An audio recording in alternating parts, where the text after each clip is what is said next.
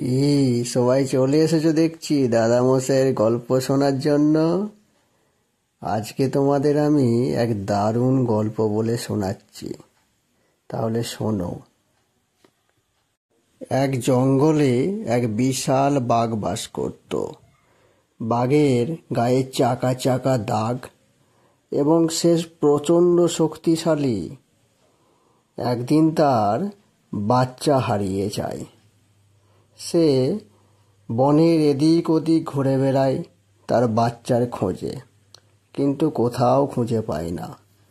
বাঘ তো খুবই চিন্তায় পড়ে গেছে, তার বাচ্চা কোথায় গেল, কোথায় বা ছোট্ট বাচ্চাটিকে খুঁজবে।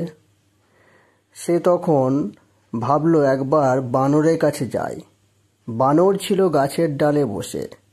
বাঘকে দেখতে পেয়ে বানর বলল, হ্যাঁ বাঘমশাই, কি ব্যাপার, তোমার এদিকে কোথায় যাচ্ছ?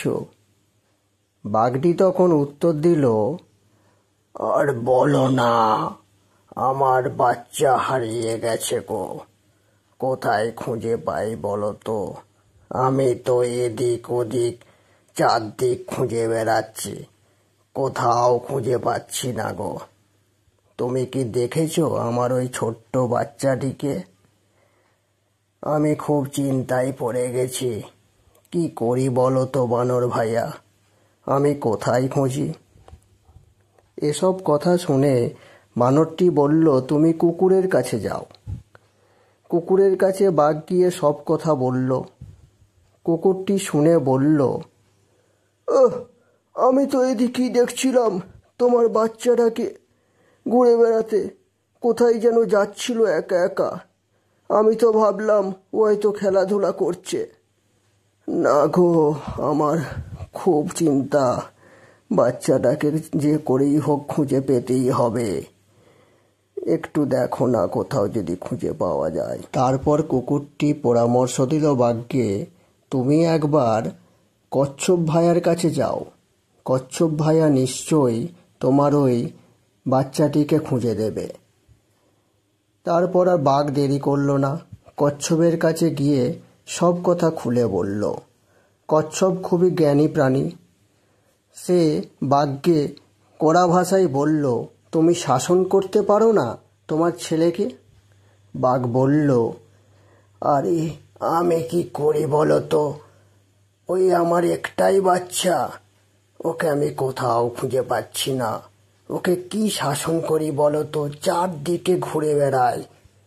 ঠিক আছে কচ্ছপ ভাই, আমি দেখছি কোথায় পাওয়া যায়।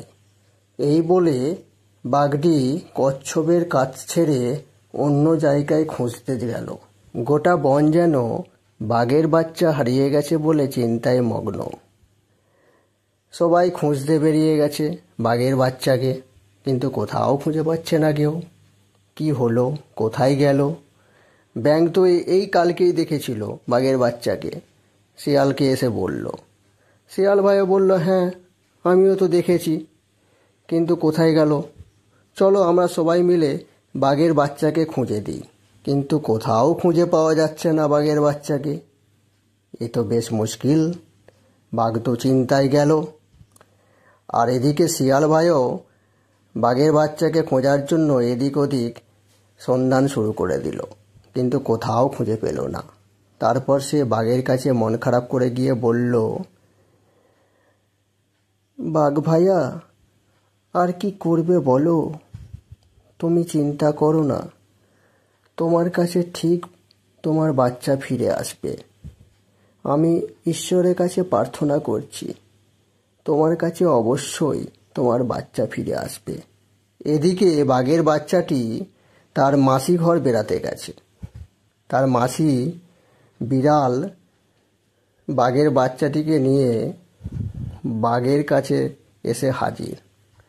বাঘ তো তার বাচ্চাটিকে দেখে খুব চিন্তায় পড়ে গেল। উফ, এই তো আসছে, দাঁড়াও। তারপর শাসন শুরু করে দিল। বলল, এই দেখো, তুমি কিন্তু কোথাও যাবে না, তোমাকে আমি খুঁজে খুঁজে সারা। আচ্ছা বাবা, ঠিক আছে, আমি কোথাও যাব না, আমি মাসি বাড়ি গিয়েছিলাম। কেমন লাগলো দাদামশাইয়ের গল্প আজকে? বাঘের বাচ্চা বাঘের কাছে ফিরে এলো, কি ভালো লাগলো তো?